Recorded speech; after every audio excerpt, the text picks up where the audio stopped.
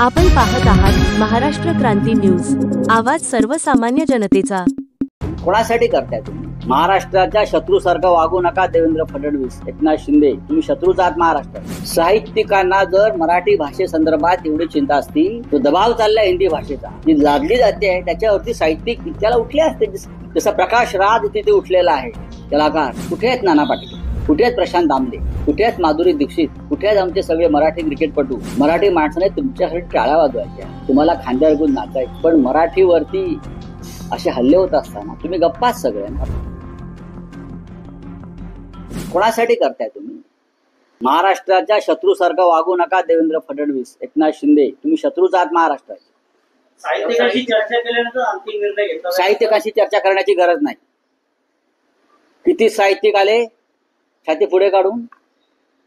साहित्यिकांशी चर्चा करण्याचं कारण काय आहे? हिंदी भाषेसंदर्भात कोण साहित्यिक? मला 10 नावं सांगा। देवेंद्र फडणवीसांना 10 साहित्यिकांची नावं माहिती आहेत का? कोण साहित्यिक? एकनाथ शिंदेना 5 साहित्यिक माहिती आहेत का? साहित्यिकांना जर मराठी भाषेसंदर्भात एवढी चिंता असती तर जो दबाव चाललाय हिंदी भाषेचा, जो दबाव चाललाय हिंदी भाषेचा, जी लादली जाते त्याच्यावरती साहित्यिक त्याला उठले असते। जसं प्रकाश राज तिथे उठलेला आहे कलाकार। कुठे आहेत नाना पाटील, कुठे आहेत प्रशांत दामले, कुठे आहेत माधुरी दीक्षित, कुठे आहेत आमचे सगळे मराठी क्रिकेटपटू? मराठी माणसाने तुमच्यासाठी टाळ्या वाजवायच्या, तुम्हाला खांद्यावर घेऊन नाचायचं, पण मराठीवरती असे हल्ले होत असताना तुम्ही गप्पाच सगळ्यांना। साहित्यिकांचं आम्हाला सांगू नका फडणवीसजी, आम्हाला माहिती आहे हे सगळे 90% लोक हे जे लाभार्थी आणि पुरस्कार प्राप्त आहेत ते तुमचे लाचार आहेत। इंटरनॅशनल स्कूल आहे, त्याच्याने हा फायदा होईल का येणार आहे? नक्कीच नक्कीच। या सगळ्यांची मुलं परदेशात शिकतायत, परदेशात शिकून आलेले आहेत। त्यांचा ना मराठी भाषेचा गंध आहे, त्यांना ना हिंदीचा गंध आहे।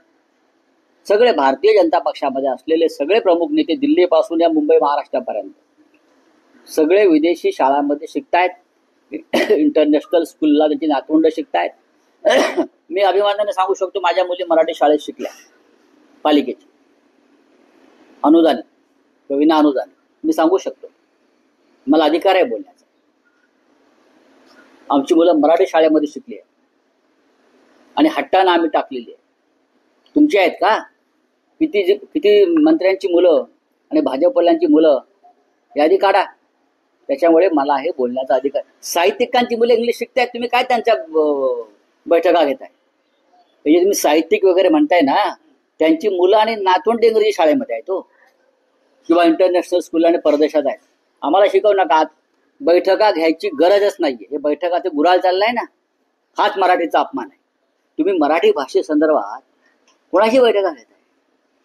मराठीवर आक्रमण करणाऱ्या संदर्भात तुम्ही कोणाशी बैठका घेताय आणि का घेताय? काय गरज काय?